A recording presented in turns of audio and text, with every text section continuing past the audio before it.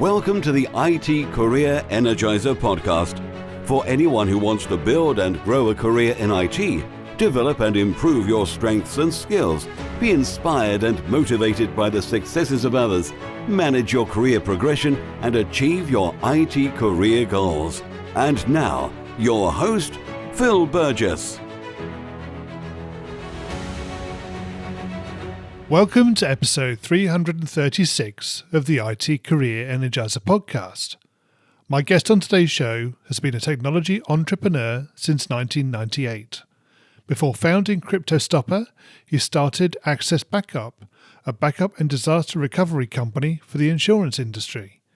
In 2015, Access Backup was acquired by J2 Global, enabling the creation of CryptoStopper, which focuses exclusively on cybersecurity.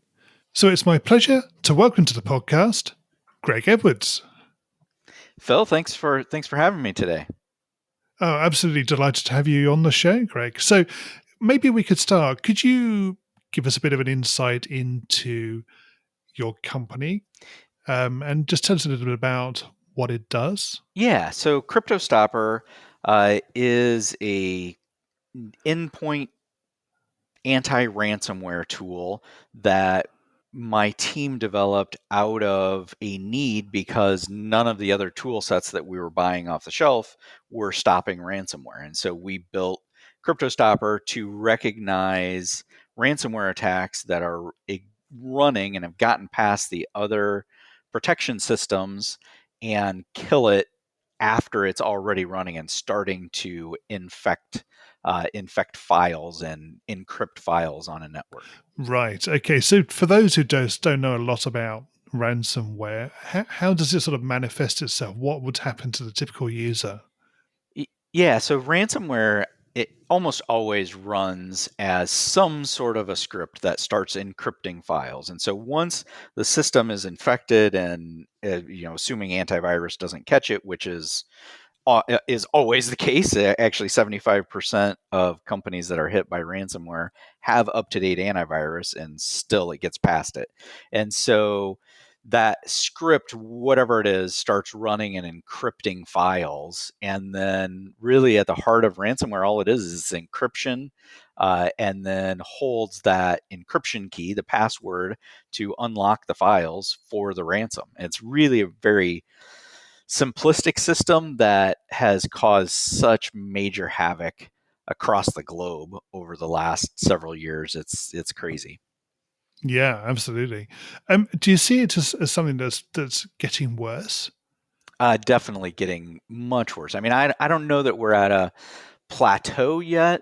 It's been increasing. I've actually seen ransomware happening since 2012. I previously owned an offsite backup and disaster recovery company, and we had 20% of our backup clients hit by ransomware that needed full-on recoveries, and exactly why I started CryptoStopper, and I sold. It was a good time to sell the offsite backup business, and then started CryptoStopper right away after that. And so I've been seeing this rise of ransomware since 2012, and it is certainly the worst in that time frame over the last 10 years it's ever been.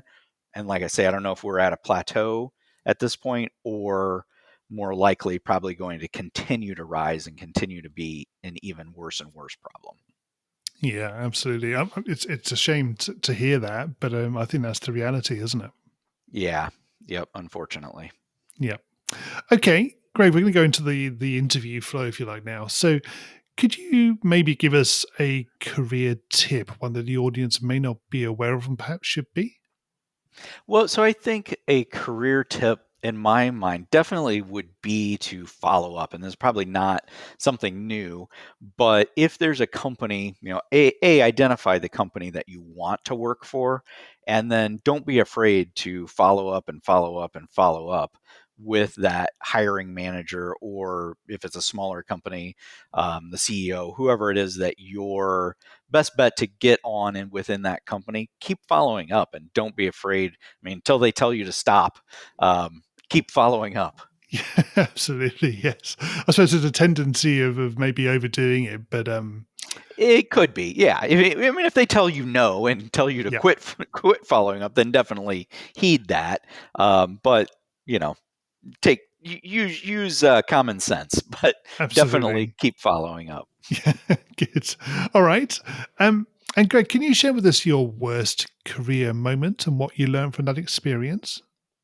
Oh yeah. So worst career moment.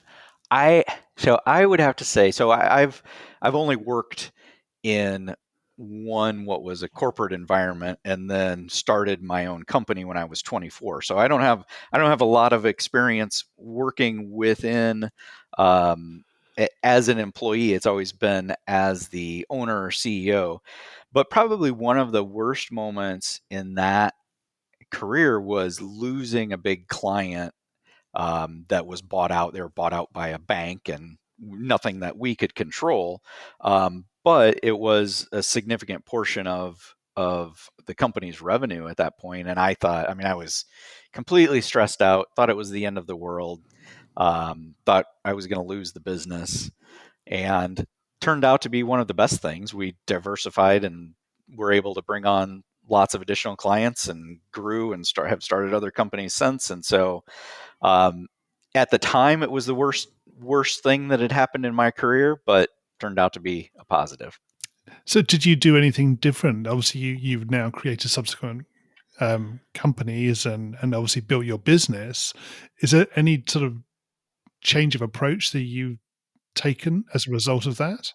Yeah, so definitely diversified more. So not only taken more, so within, so that was an IT consulting and networking business that I actually started in 1998 and still own today.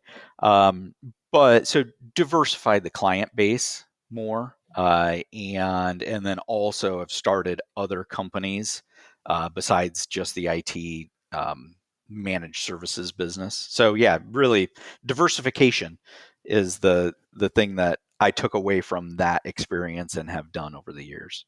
Yeah. Okay. And Greg, can you share with us your career highlight? Yeah, so probably the career highlight, and this is going way back, when I did work at.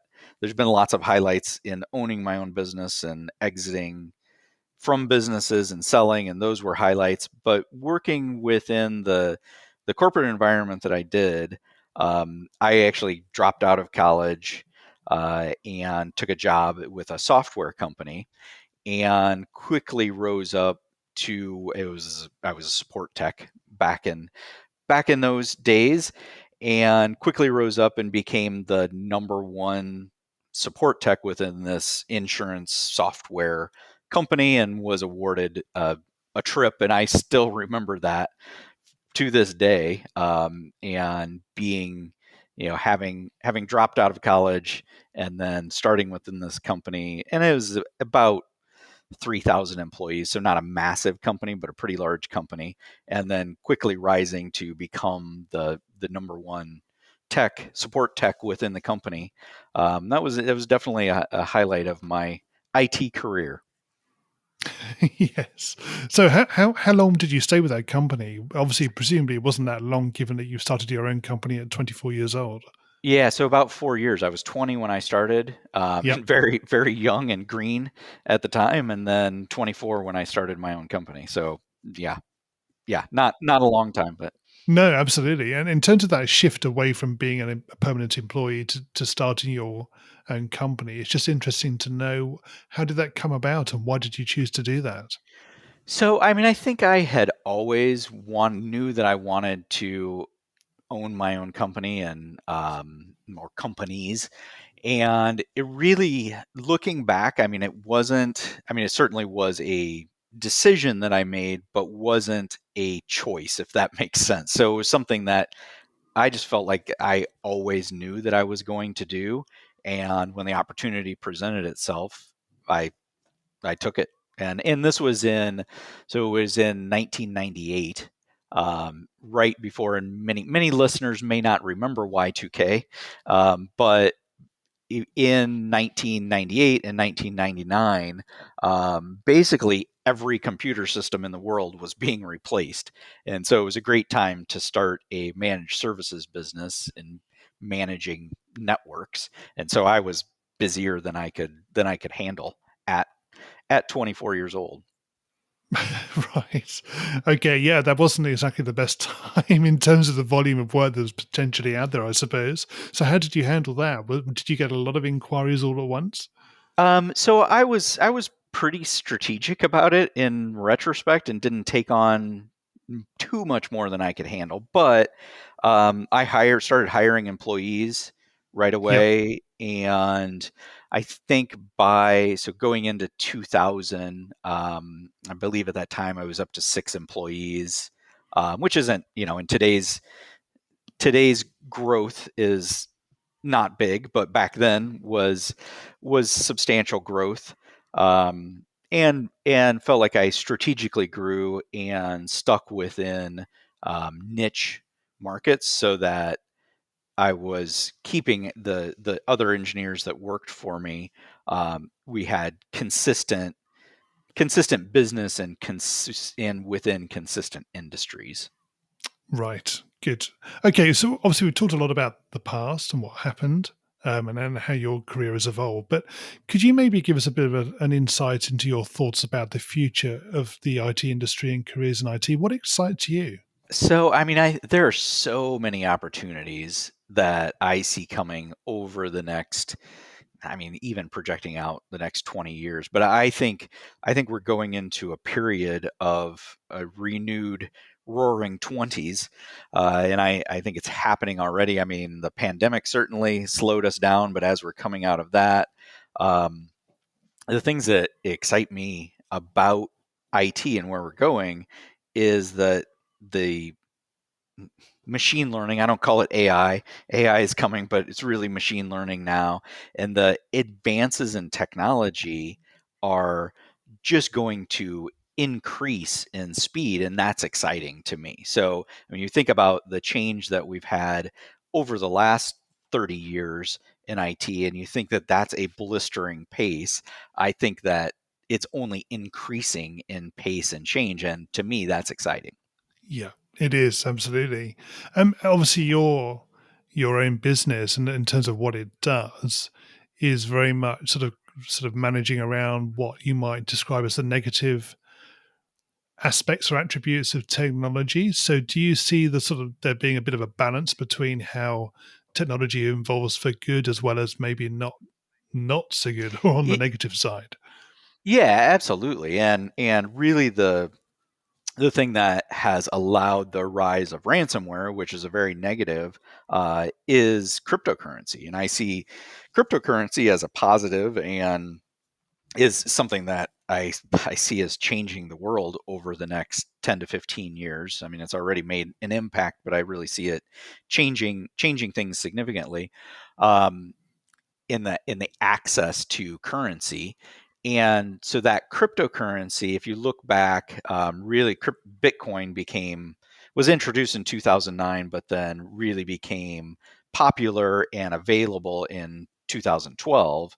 And if you look at the rise of ransomware, that was a simultaneous rise in cybercrime in general, because it allowed those attackers to be paid completely anonymously, and that's what's given rise to all of this negative cybercrime that we have. But the positive side of that is that access to currency in developing countries, and I think the democratization of currency is already happening, and I think that that's going to proliferate and ultimately be a positive. That's yet to be determined, but I think it ultimately will be a positive. Good, excellent. Okay, that's great to hear. Right, we're going to go into the reveal round now. We're going to find out a little bit more about you and the way you think. So, you ready for this? I'm ready. So, what first attracted you to a career in IT? Necessity, Right. honestly. So I mentioned that I dropped out of college when I was 20 and had a child at that point. and needed to have a job. And really, the only thing that I was qualified to do was technology.